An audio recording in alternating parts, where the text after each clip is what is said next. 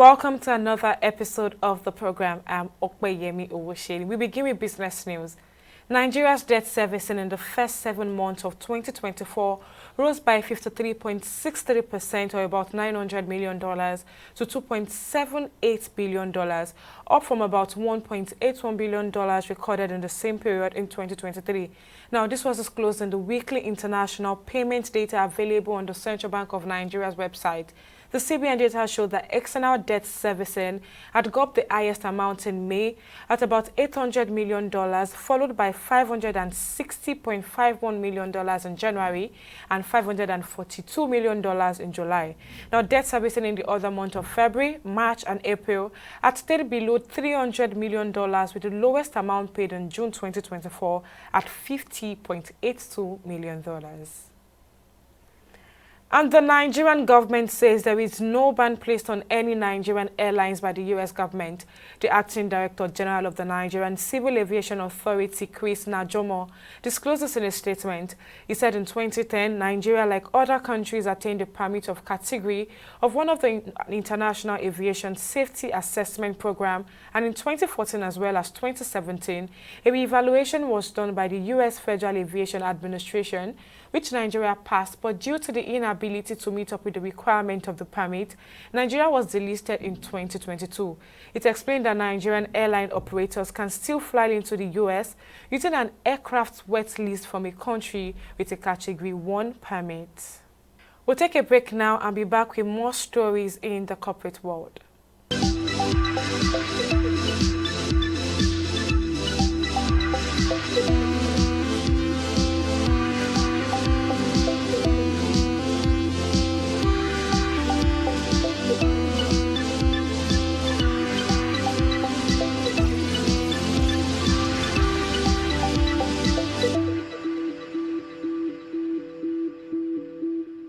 In the last 3 years, we have built a multi-purpose center, which is the envy of all in our constituency. And I can tell you that the people who are living there are already enjoying it. Guy, do you think what this man just said is true? See, I seriously doubt. I'm sure it's one of those their silly lies. And wait, do you know there's a way to find out if these things he's saying is true or not? This is the Construct app. It gives people like us a sure way to track implementation of constituency projects. It gives valid and verified information on location of projects, amounts allocated, amount funded, the level of job done, and even the profiles of concerned legislators. You and I can post directly on this app. Are you serious? This is the Go-To app if you want to know how our Commonwealth is being expanded by the government. Wow. Let's even see if what this man said is true. Show me. The Construct app is developed by Other People Nigeria with support from USAID and is available on both Google Play Store and Apple Store. And it's true. Of course, I told you. Welcome back. Dangote Refinery has rolled out its first shipment of premium motor spirits, commonly known as petrol, on Tuesday, September 3rd, 2024. The refinery, with a capacity of 650,000 barrels per day, has successfully completed its first testing phase and is now ready to introduce its product to the local market. This development is anticipated to provide much-needed relief to Nigerians who have been grappling with severe petrol shortages in various towns and cities across the country. We'll take a break now, but when Money Matters return, we'll be speaking about Nigeria's non-oil export sector. I'll bring you details of it and more after this break.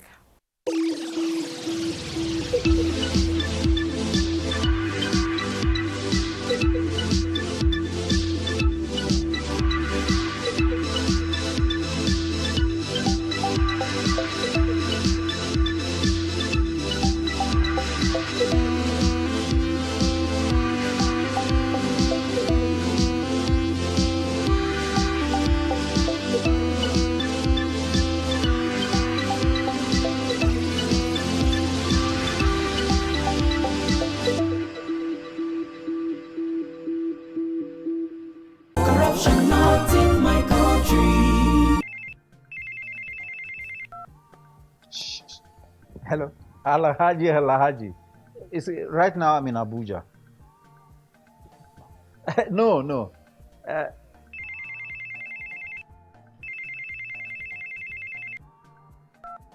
Hello? Adamu. Right now, I'm in Kano. Yes. When I get back, I'll just call you. Look, what is wrong with you? I'm talking on the phone and you are gesticulating and doing. What's wrong with you? Daddy, where exactly are we as we speak? Are you alright? This is Lagos. Well, you just lied to someone that we're in Abuja. Keep quiet there.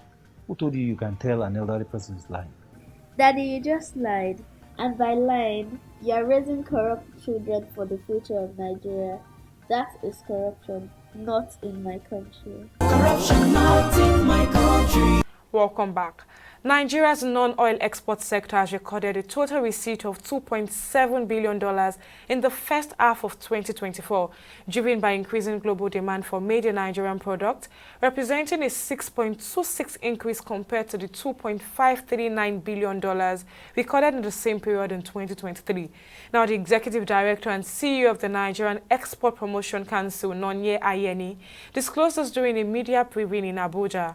According to her, the feat marks a notable diversification from traditional agricultural export to more semi-processed and manufactured goods, with the most exported commodity, cocoa beans, accounting for 23.18% of the total export value, followed by fertilizer at 13.78% and sesame seed at 11.04%. Now let's discuss this further. The CEO, Center for Promotion of Private Enterprise, Muda Yusuf, now joins me on the program. Thank you for joining me on the program, Mr. Muda. Now, Nigeria's non-oil export sector has recorded total receipt of $2.7 billion in the first half of 2024. It was driven by increasing global demand for made-in-Nigeria products. Now, I would like to know, how significant is the 6.26% increase in non-oil export receipt for Nigeria's economy? Well, it is significant given the relative performance and given the trend with respect to the non-oil export sector. Because before now, I think we weren't doing as well as we are doing currently. So the improvement in relative terms, I think is significant. But when you compare it to the total basket of our exports, it's still very, very, very low, still very, very marginal. Because if you look at the data, the oil sector still accounts for over 95% of our export earnings. So the export sector is still dominated largely by the oil sector. But when we look at the trend within the non-oil export space, well, it's a marginal improvement, and I think we must acknowledge it. But what factors do you believe contributed the most to the growth we have seen? Well, the factors that had contributed, I think, largely is the depreciation in the exchange rate. Because when you have an economy with a very weak currency, where the exchange rate has been depreciating, one of the major benefits that we derive from that is that it makes the export of the country cheaper. And it's perhaps one of the biggest incentives for exports. So the depreciation of the currency, I'm talking about the exchange rate now, has provided a major boost to the non-oil export sector. So that for me is a very significant factor that has driven, the growth of the non-oil exports. Because if you look at Iran now, quite a number of our products now have been exported. In fact, some of the exports are even informal, which are not captured in this data that you are reporting, particularly exports to the sub-region. A lot of our products, food products, our petroleum products, quite a number of things have been exported. And most of it informally. So the weakness of the currency, I think, is perhaps the biggest driver of this growth. And, imagine for every $1,000 you earn in exports, you are making a Naira equivalent of about 1.6 million. That is significant. So the currency depreciation is the biggest driver of this growth. The report also highlights a shift from traditional raw agricultural export to semi-processed and manufactured goods. Now, what does this shift mean for Nigeria's economic diversification efforts? Well, it is significant because before now, most of the non-oil exports that we record are primarily in the primary product space. You talk about cocoa beans, you talk about leather products, you talk about cashew nuts, you talk about sesame seeds. These are the things that we normally export, when we talk about non-oil exports. But now we are beginning to see manufacturers who now report that their export figures are now going up. Their export numbers are doing much better. So we are now seeing an increase in the export of processed goods, in the export of manufactured goods, which is good. So it's very good for the economy because that is the kind of transition that we like to see as far as export is concerned. So that we are not just exporting primary products, we are exporting products to which we have added value. So it's a very good development. Well, you've mentioned that it is a good move, but then how sustainable is this move towards more semi-processed and manufactured goods? Well, it is sustainable, but what we can be, hoping for is that there will be growth along this trajectory, and there will be an improvement in the capacity of our manufacturing sector to be able to do more, to be able to export more. And for us to boost the capacity of the manufacturing sector, we need to also create the right kind of environment for them to be able to increase their output, and more importantly, to be able to make their products more competitive in terms of the pricing and more competitive in terms of the quality. So we need a whole lot of incentives to support the manufacturers to be able to boost, this non-oil export product. And now that we even have the Dangote refinery, we are likely to even see more exports of refined petroleum products, which is very good for the economy. Because when you even look at the oil sector, what we export largely is crude. It's crude oil and gas. But now that we are building capacity in terms of refining, we are likely to see an improvement in terms of export of refined products. So when we have opportunity, or when we have the prospects of exporting more processed items, products that we have added value to, it brings a lot of value to the economy. It helps to strengthen the currency, and it helps to also create a lot more multiplier effects, of the export on the economy. But how has the increasing global demand for made-in-Nigerian products influenced the non-oil export sector? No, normally, if there is an increasing demand, it helps to stimulate domestic supply. And that's the beauty of it. The more we have demand for our products, it could be primary products, it could be all these processed items, it could be even things like fashion, it could be in the area of services. Because when we talk about export, the emphasis is always on merchandise exports. We also have export of services. There are a lot of our young for our youths that are also exporting services in the area of ICT, in the area of sports, in the area of music, in the area of entertainment. We also have hospitality industry, even in the area of religion. A whole lot is happening in the services sector of the exports. So we should be conscious to also incorporate this in our analysis and in our conversation. So the higher the demand, because a lot of our products and services are also appreciated outside Nigeria. They are appreciated within the continent. They are appreciated even outside the continent. So we should optimize that to be able to boost the growth of our economy. Well, the report also mentions the successful transition of government and stability as contributing factors. Now, in your opinion, what role does political stability play in boosting non-oil exports in Nigeria? No, political stability is good generally for investment.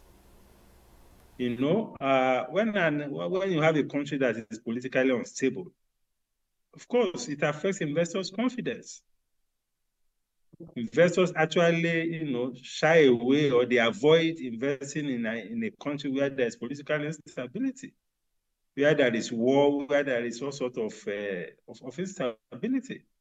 So the fact that we have at least a relatively stable country politically compared to what you have in some other countries, this is very good for investment. And since export business is also part of investment, so it rubs off on the export sector as well. So it's something that is positive for the growth of the export sector, for the growth of the non-oil export. So it's a very good thing for the economy as a whole, and it's good for investment across all segments of the economy. What other government initiatives or policies would you recommend to further support the non-oil export sector? Well, other things we can be looking at, well, they are not even new. There are issues around, creating the right kind of environment for them. We need the right kind of environment in the area of infrastructure so that exporters can produce competitively. We need the right kind of environment in the area of logistics, can move their goods, their exports easily, from the hinterland to the city, from the city to the ports, to the shipping and all of that, all the challenges they face in the ports. I think the situation can be much better than what it is.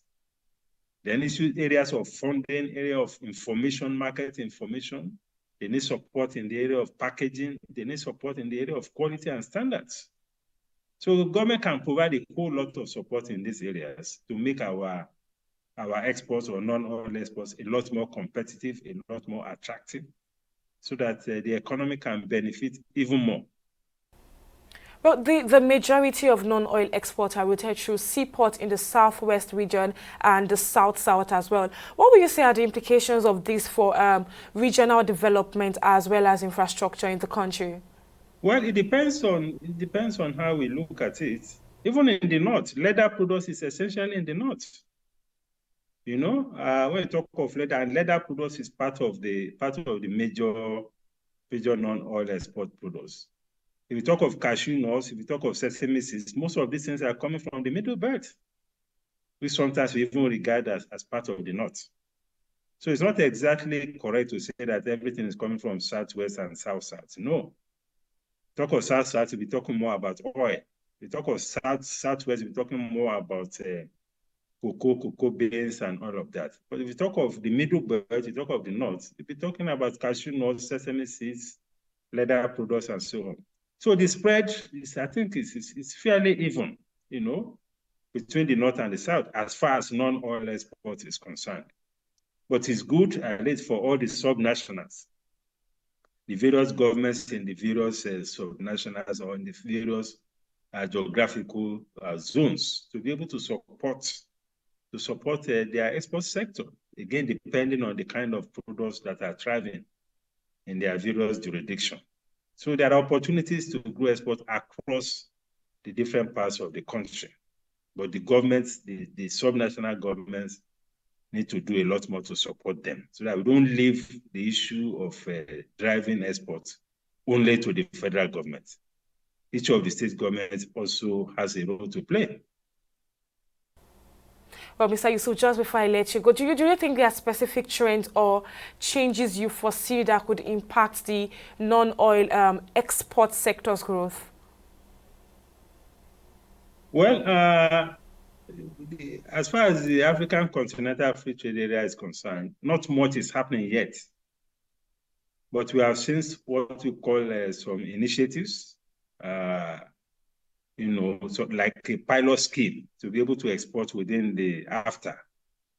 But not much is happening, but it's a gradual thing because we have to start by exporting at least effectively through the sub-region. Then beyond the sub-region, you go to the entire continent. So gradually, I think we are getting there. I mean, you just reported now that the figures are improving. So we need to see a lot more within the continent, leveraging on the African Continental Free Trade Area.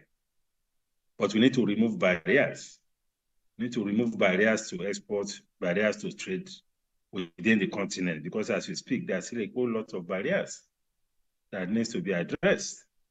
Issues of connectivity, logistics connectivity, issues of what you call non-tariff barriers, the agencies of government and all of that. Those are issues that we need to address within the continent in order to boost the capacity of our exporters to take advantage of the African continental free trade area. Well, how can Nigerian banks and financial institutions leverage the African continental free trade area to enhance their export capabilities? Well, nothing so specific. What is important is that the trend will improve depending on how competitive the environment is. If we create a much more competitive environment for exporters, of course, we see an improvement in the trend. We see an improvement in the diversity of exports and an improvement in the range of products. We also need to focus a lot more on the export of services, that we take advantage of our very young population to support them in various areas of services. Because we have a young population, very dynamic, very creative, very innovative, but they need all the support so that we can create value beyond Nigeria, create value within the sub-region, create value outside the sub-region, and create value globally, as some of them are already doing. So I think those are the things that we need to do, at least to ensure that we do much better than what we are doing currently. Well, the CEO, Center for the Promotion of Private Enterprise, Mr. Muda Yusuf, many thanks for lending your thoughts on the program. Well, that's it on this episode of the program. Many thanks for joining us. I'm Okpeyemi Owosheni. See you next time.